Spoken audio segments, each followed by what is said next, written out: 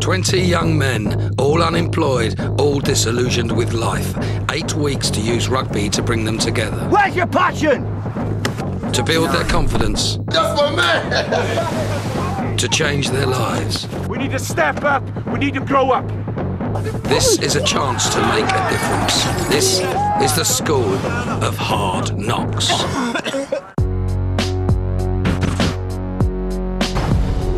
When you've been lost, cracked, torn, smacked, a good life won't ever look back at people like you, like people like me, like people like you, like people like me.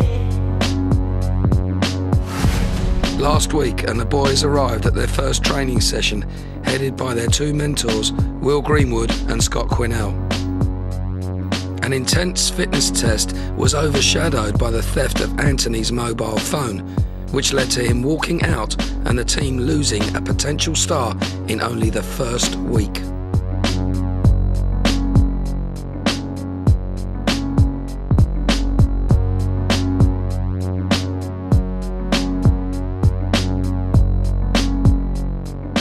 Well, here we are, week 2. Huge amount of emotion last week, but we're a long way from turning this lot into a team, are we? Yeah, some massively disappointing aspects last week, but buried underneath this rabble, I'm sure you know there's a team, and we've got to help them to come out, not just on the field, but off the field. That's why some cracking interviews this afternoon under employment pressure should be belting. Big week. Massive. Come on.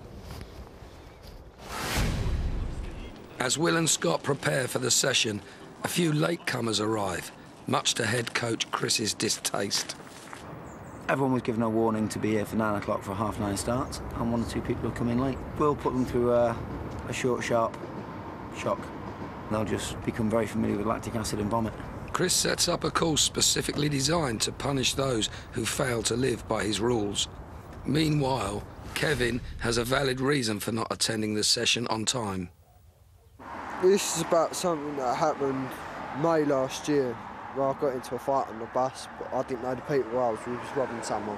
I do regret it, because I shouldn't have got involved in the first place. But at the end of the day, it's the choices that you make that make you. Yeah, I'm trying not to think about it, I'm just trying to think positive. You know, everything's going to be all right. So you're here all day holding his hand? Yes. Right side? Yes, I am. Yeah. OK, those people who turned up late, stand on the white cone, please. Who was late? That'll be Rodell, Yes.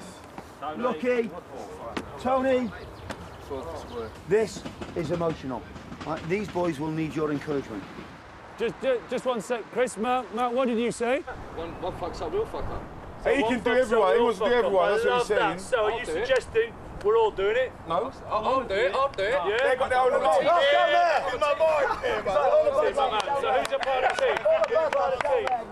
You live with the team, don't you? Because I shouted out, come on, we'll all do it together, everyone's going to look at me now and think, oh, he's a good lad. I'll help him when it comes to a ruck or when he's getting tackled and anything like that. It's building a friendship, I think. Go on, Ryan. Good tackle. Keep your head up, back off, always back off. Head up a little bit.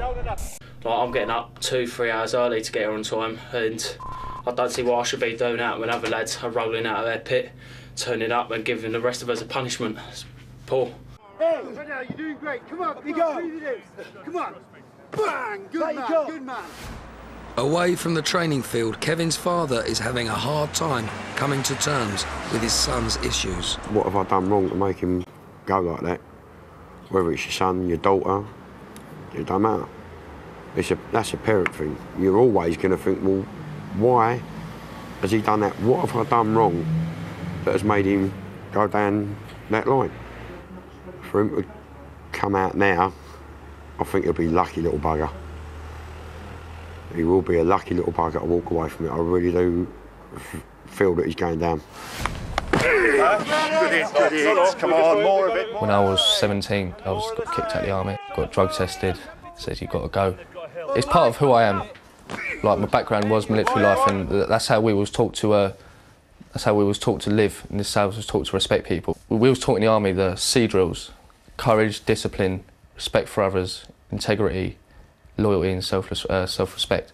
That is exactly the same thing as how I live my life. If people give me respect, I give them respect, and I do give them a chance to redeem themselves. Smash him! Smash him! That's It's the process of having to push yourself to get up and come, even when you don't want to come. At the end of the day, it's needed because we need to get fit, we need to get ready, and it's a learning curve, isn't it? So everyone can learn from it. We're coming together as a team that I can see we're all moulding together. Like, even though we might make a few silly mistakes, like, we mould together and we're all coming together as a team, so it's good. I enjoyed it. Timekeeping is becoming an issue. Those people who were late today, were they for valid reasons or was it just duvet wrestling? Because it is rude.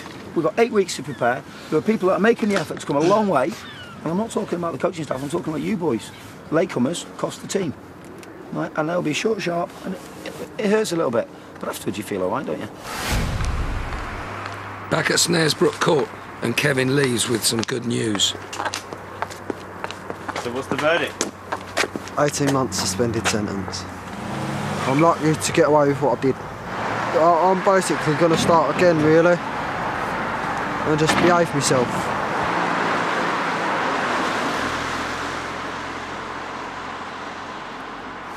Yeah, we've got a massively diverse group of boys this year. The lads who can't get out of bed, who are always late no matter what we tell them about respect for each other. Then there's Kev, who's just escaped a prison sentence, so he's lucky to be in this group now. And then Dougie, you know, he's got a master's degree, a human resources degree, but in reality he's in the same boat, can't get a job.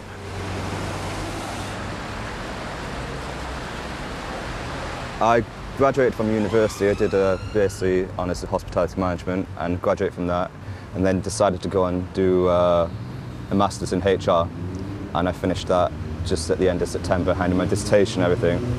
And I moved into East London with the missus, and I've just been struggling to find a job, really. It's hard times with the recession and everything, so just collecting the dough, trying to find a job, you know, make ends meet.